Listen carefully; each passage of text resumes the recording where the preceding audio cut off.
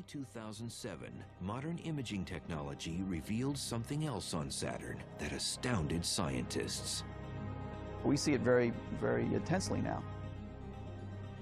It's something big, something strange, and something never seen in the universe before.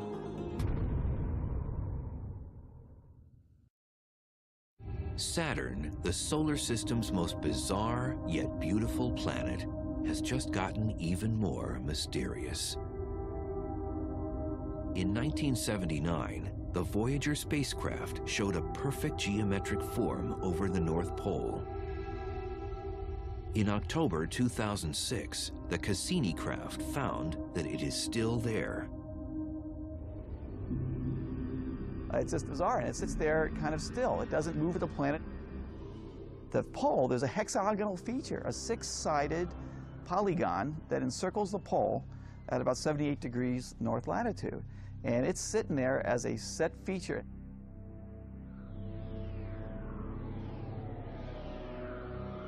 The hexagon is similar to Earth's polar vortex, which has winds blowing in a circular fashion around the pole. Saturn's vortex can fit 4 Earths inside of it and extends 60 miles deep into Saturn's clouds. And what's more bizarre, Voyager saw little tiny clouds going around at about 100 meters per second, which is about 200 miles an hour, going around this racetrack.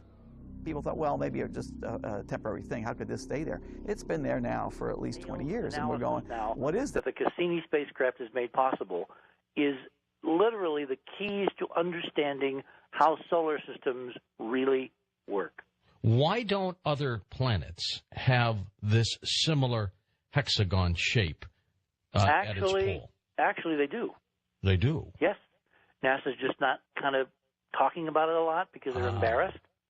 You know, in the article that I'm writing, I'm going to show examples on Jupiter, also made by the Cassini mission when it flew past on its way to Saturn, of this similar hexagonal feature around the North Pole of Jupiter. You haven't heard about that, have you? No, I have not. Now, what's the significance of this shape on the pole as opposed to someplace else on the planet? Well, because if you understand the 3D tetrahedral geometry I've been talking about. I flunked geometry, Richard. Uh-oh. A hexagon is a two-dimensional projection of two interlocking 3D tetrahedrons, one inside each other. Think of it as a kind of a 3D version of the Israeli flag or the Jewish star. Okay. And the reason it's around the pole is because this is all connected to rotation, rotation, rotation. When you take mass in our 3 dimensions and you spin it, you create forces that are non-Newtonian, that are not modeled in normal laboratory data. However, I've got an incredible new piece of information, which will also be in the article. There is in Nature, which is the most prestigious scientific journal in the world. You would agree with that, right? Yes, sir. Last year, there was a paper published from, I believe it was a university either in northern England or in Scotland. The actual references will be in the paper. But what these guys did was they basically spun water in a bucket with some holes in it. And they found if they spun the water fast enough, like almost 1,000 RPM, you know, hundreds of times per second, that they would get bizarre geometric shapes. And the shapes walked up the 2D projections of the platonic solids from the equilateral triangle all the way to the hexagon, depending upon the rate of rotation. And the shapes would stay as long as it's rotating. So you've got mass spinning, and what this tells us is there are other forces in heaven and earth ratio than you have dreamed of, and they have to do with how energy enters a spinning system by means of another dimension. Now, the Russians have done a lot of laboratory work that I'm going to put some references in this new paper to on what's called torsion field physics. Torsion is basically rotation, right? Torque, torsion, spin. They've done a lot of work going back to the 1930s, which I got access to a couple of years ago. I mean, it was like having a $10 million grant. Since nobody has dropped $10 million on us lately, that was kind of nice to have. Or one. Or even one, yes. It was this extraordinary catalog of papers, real science papers, showing all kinds of phenomena that we had only thought about or projected, that someone had actually found in laboratory data, which we have now been using to confirm all kinds of aspects of the HD model. Well, what's interesting is that the NASA guys who are commenting on the hexagon around Saturn don't seem to either know about the English paper in Nature related to spinning, water buckets, or the Russian torsion work. It really is weird that in the era of the Internet and incredible international relations in science, that our guys at NASA seem to be not really plugged in some levels. And this, of course, is why this show is so important, because they all listen when I come on, George. All the time. So tonight they're all running to their computers. They monitor you, Richard.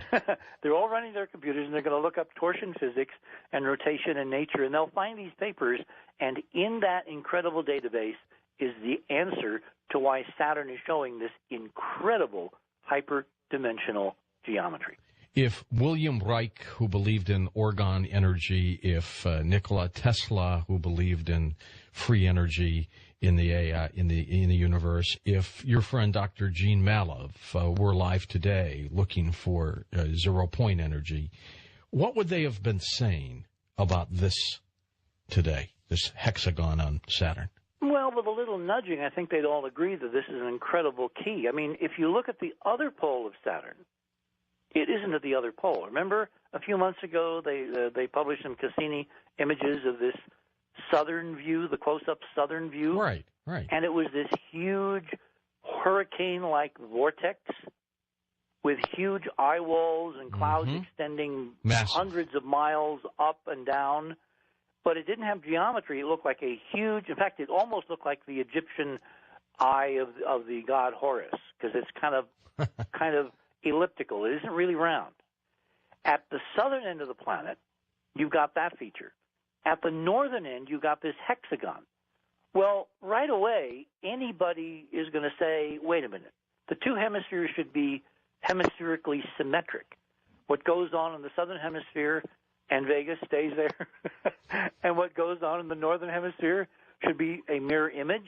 I mean, that's what we thought about planets all these years. George, it turns out that is not correct.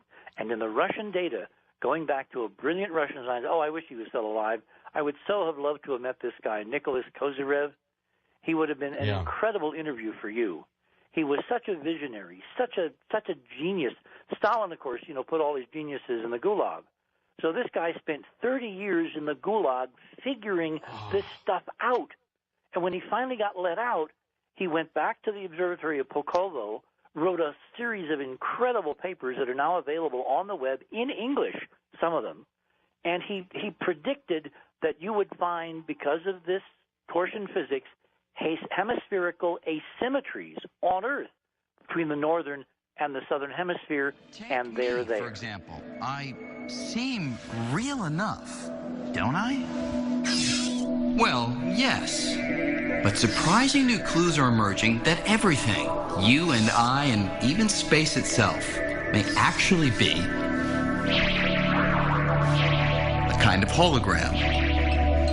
That is, everything we see and experience, everything we call our familiar three-dimensional reality, may be a projection of information that's stored on a thin, distant, two-dimensional surface. Sort of the way the information for this hologram is stored on this thin piece of plastic. Now, holograms are something we're all familiar with, from the security symbol you find on most credit cards. But the universe is a hologram? That's one of the most drastic revisions to our picture of space and reality ever proposed. And the evidence for it comes from some of the strangest realms of space, black holes. This is a real disconnect, and it's very hard to get your head around. Modern ideas coming from black holes tell us that reality is two-dimensional. that the three-dimensional world, the full-bodied three-dimensional world, is a kind of image of a hologram on the boundary of the region of space.